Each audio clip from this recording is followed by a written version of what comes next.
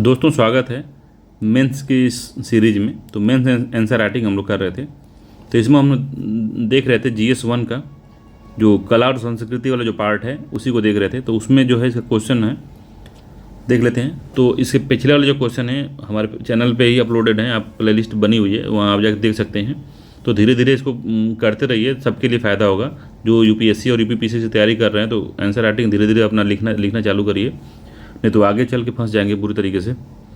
Pre निकाल के कोई मतलब नहीं, जब तक मेंस का आंसर आपने नहीं लिखा है तो प्री निकाल के कुछ नहीं होगा, लास्ट में फेल हो जाएंगे आप। चाहे जितना मेहनत कर लिए 3 महीने में नहीं हो पाता। लोग कहते हैं 3 महीने हमने कर लिया, उससे पहले उन्होंने आंसर राइटिंग प्रैक्टिस की होती है। अगर कोई आपका दोस्त होगा तो देखिएगा आके बताएगा कैसे मामला हुआ उसका।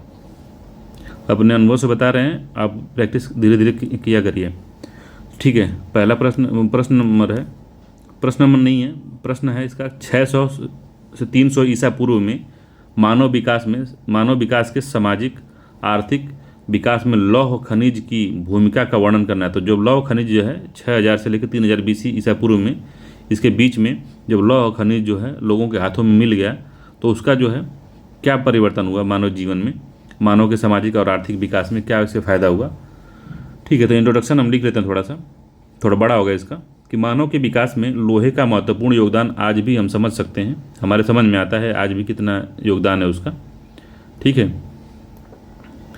तो जैसा कि आप देखते ही होंगे कितना योगदान है उसका, ठीक है। 600 ईसा पूर्व के पहले जब लोहे की खोज नहीं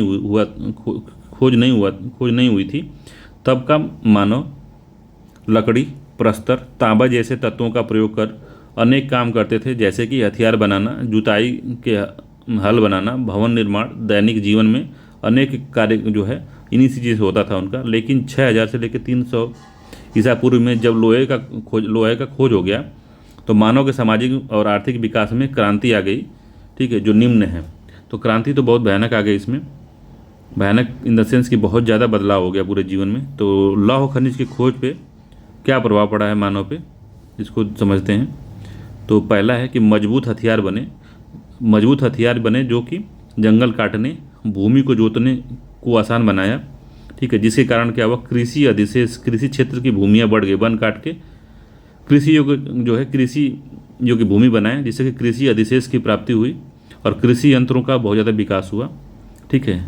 अब क्या है कि जब खेत हो गया मानव का एक जगह पे, तो मानव जो है रहने लगा बस्ती बना के, तो अगल बगल वो खेती करने लगा। तो जब रहने लगा, परमानेंट सेटलमेंट जब उसका हो गया तो पशुपालन करने लगा, ठीक है, पशुपालन किया। फिर शिकार में मदद मिलने लगी। शिकार जब जैसे मान लीजिए अनाज अगर नहीं उगा है तो क्या खाएगा वो, तो लोहे के हथियार से शिकार करना आसान हुआ, हल्का था और तेज धारदार हथियार बनता था। इससे जो है उनको शिकार करने में मदद हुई, जिससे कि पोषण स्तर में वृद्धि हुई उनके। जब पोषण में वृद्धि होती है किसी के तो जो मृत्यु दर है वो कम होने लगती है धीरे धीरे, ठीक है। दूसरा है अस्थायी जीवन में मदद मिली। ग्रामीण जीवन और शहरी जीवन में लोहे के प्रयोग से मजबूत आवास बने, तो आवास में भी मजबूती रही इसमें, ठीक है। जैसे आज वर्तमान में देखते हैं हम लोग कि आवास में लोहे का कैसे प्रयोग होता है, सरिया वरिया का। तो सरिया तो नहीं था मगर कोई इंतजाम तो जरूर किए होंगे वो लोग, जिससे कि बहुत ज़्यादा जो अच्छा कार्य हुआ स्थायी जीवन में भी।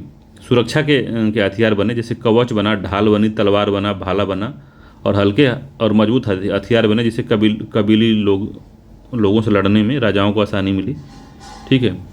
और क्या हुआ कि जो कवच था, इससे चोट कम लगती थी, ढाल तलवार का, इससे क्या हुआ कि जिसके पास जो है लौह अयस्क होता था, लोहे के जो लोग हथियार बनाते थे और चीज़ों बना के, आप इसको समझ सकते होंगे किस परिप्रेक्ष्य में लिखा गया है।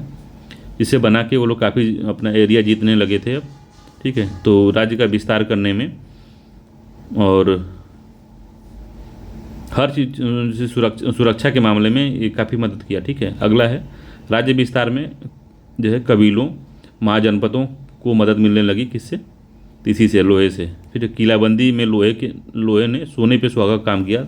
तो पहले किलाबंदी की जाती थी, उसके बाद में जब लोहा आया तो और मजबूती से किलेबंदी किया गया और गेट वोट मजबूत लोहे के लगवाए जाने लगे, ठीक है।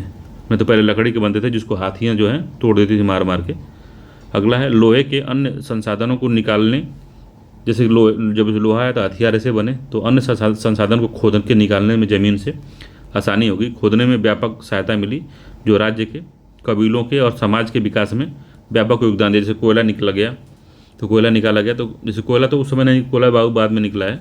तो अन्य संसाधन जैसे कि मान लीजिए तांबा ही खोदना है, तांबा कोई भट्ठी बनानी है, तो लकड़ी के खोदेंगे, लकड़ी के हथियार से अगर खोदेंगे, पत्थर के हथियार से खोदेंगे तो 2-5 दिन लगेगा। मगर जब लोहे के हथियार से खोलेंगे तो एक ही दिन में खोदा जाएगा। तो समय की बचत मिली और काम में तेज़ी आई। ठीक है, अगला है आगे चलकर नौकायान, जैसे कि पानी वाली जहाज़ बनाने में, जैसे नौका बनाने में, नाव बनाने में बहुत मजबूती मिली। जैसे जल शक्ति भी काफ़ी बढ़ी राजाओं की।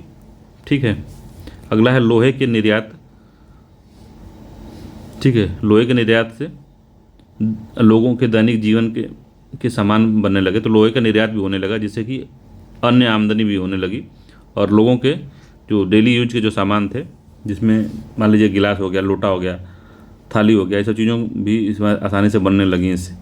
ठीक है, तो इसका कंक्लूजन कैसे देंगे? तो उपयुक्त व्याख्या से यह स्पष्ट होता है कि लोहे की खोज ने 600 BC के बाद मानव के विकास में उसके सभी पहलुओं को क्रांतिक रूप से बदला और प्रभावित किया, जिससे कि द्वितीय नगरीय क्रांति हुई और सुरक्षा बढ़ी और अर्थव्यवस्था में व्यापक विकास हुआ।